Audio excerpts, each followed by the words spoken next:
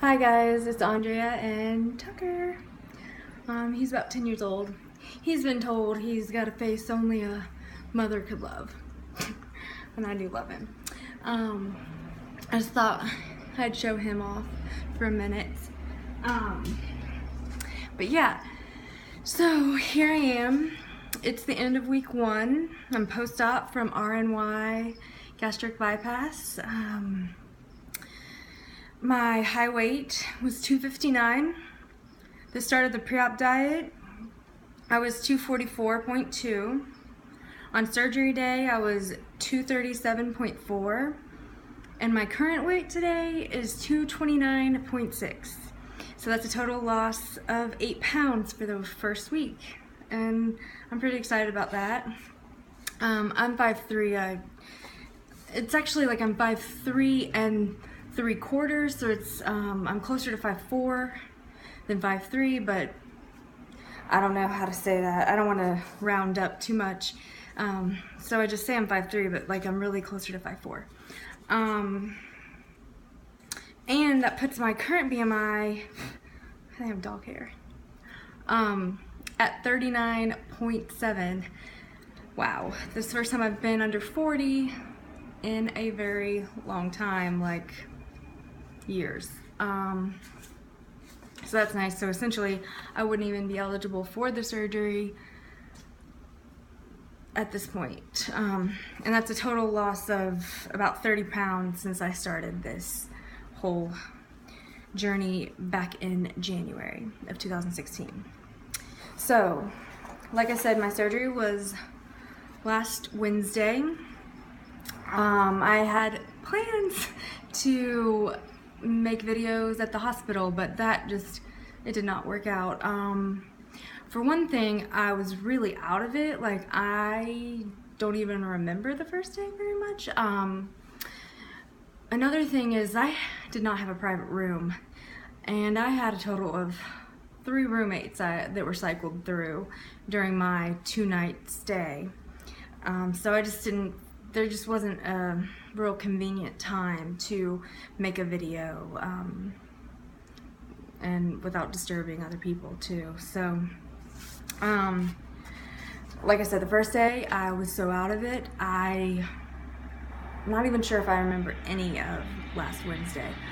I mean, I remember waking up in the PACU directly after surgery, them waking me up and being super nauseated, them giving me everything that they could, and then I remember them giving me Benadryl later on, like, because it was like, we've got nothing else, like, and you're so nauseated, here's some Benadryl. I guess that helped. I know that it knocked me out, because I might have woken up again later that day. I really don't remember. I do remember having a pain pump that was operated. I had a little button I could push, and I feel like it was timed where, like, it would let me push the button every like 5 minutes, I think. So whenever I was awake, I would make sure to push that button even if I didn't feel pain, just to keep up on it. But sometime on Thursday morning, I think, they took me off the pain pump, and that's when reality set in, and whoa. It didn't take long before I felt a good bit of pain, and I don't have a high tolerance for pain as it is, so I mean, I might be kind of a baby when it comes to pain, but I started like crying at times because it just hurt so bad.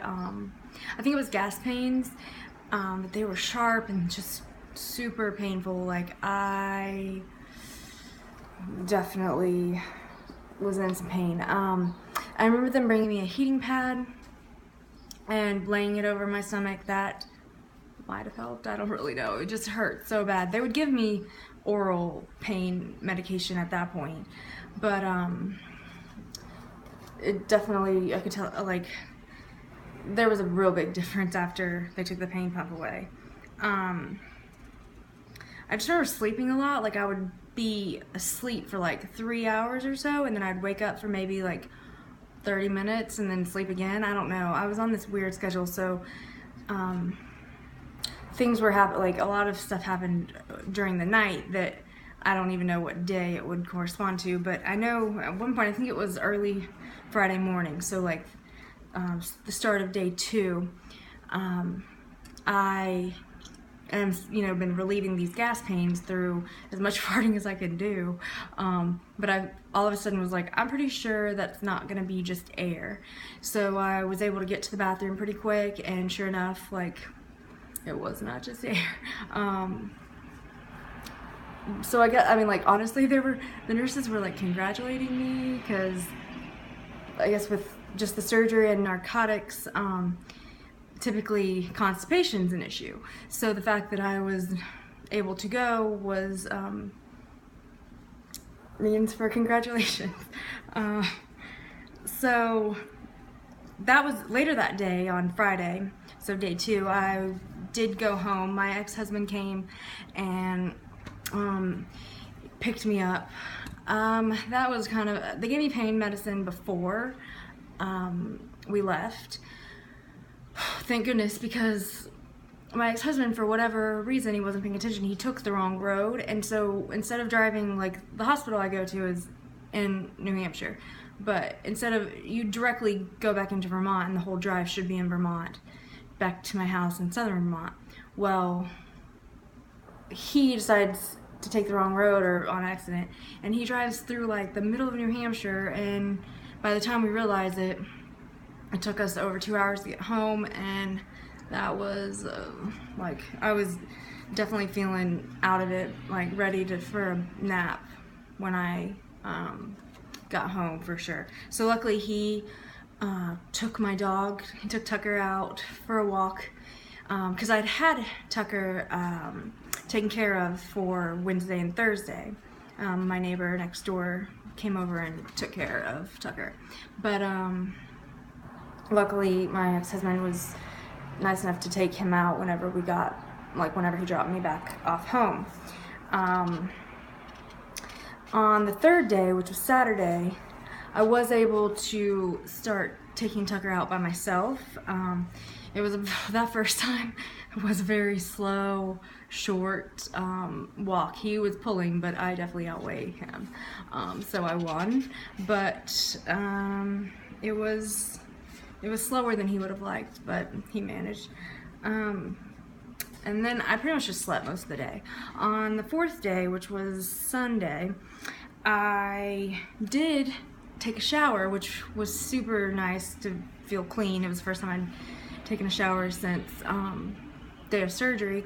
So I took a shower, and my incisions are covered with steri strips, but then they're on top of that covered with band-aids, just regular band-aids, and I have 6 of them, 6 incisions, and all 6 band-aids are still, even to this day, very adhered to my stomach. So the shower, though, showering, like, I had enough energy to take a shower. It worked out, but then after I got out of the shower, I didn't like put on makeup or anything.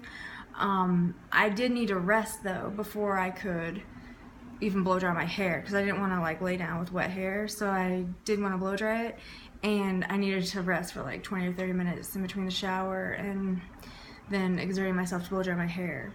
On Monday, which was day 5, I had stopped taking pain medicine on Sunday. I took a dose, I believe, before I went to bed, but as long as it's been 10 to 12 hours, it's out of your system. So, because I had planned on Monday to drive for the first time since having surgery, and it worked out pretty well. I have therapy, like I see a therapist every Monday morning, so I went to visit her. I really didn't want to miss it, so I drove okay. Honestly, the only issue with driving was the position of the seat was not the most comfortable. Like, I could drive fine, like I was clear-headed, like it wasn't too exhausted or anything to like think or see straight, but the position, the incline, I might have could have adjusted my seat to make it feel more comfortable, but it was just not all that comfortable, but it's a short drive, so I managed it fine. And that's all I did that day. Like, I was back home an hour later and just rested the rest of the day. So that brings me to yesterday, Tuesday. For some reason I didn't have any pain yesterday. Like, I didn't take any pain medicine yesterday. I did end up taking pain medicine later on Monday, like 1 dose in the afternoon, something, I'm not sure. But yesterday I was not having any pain. It was nice. The only thing is I was so exhausted from the moment I woke up. Like, well, I woke up, what I've been doing since I started walking Tucker on Saturday is I've been getting up at 6 a.m.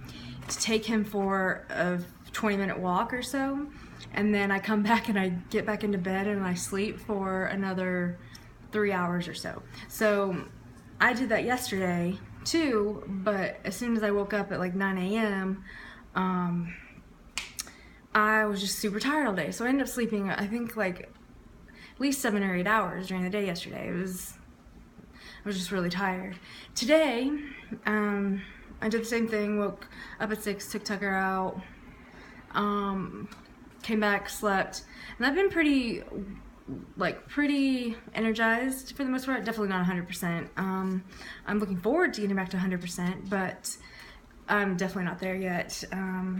My pain is minimal, and I took a shower today, got ready. I would say that I could use a nap now. Like, I might, after this video, take a short nap.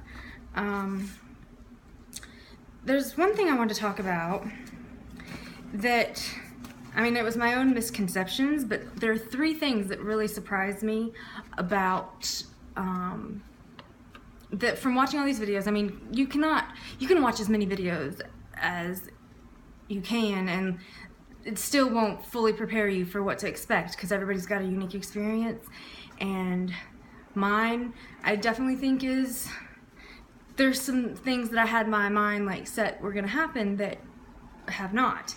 For example, so many people I've heard speak on how they just could not lay flat.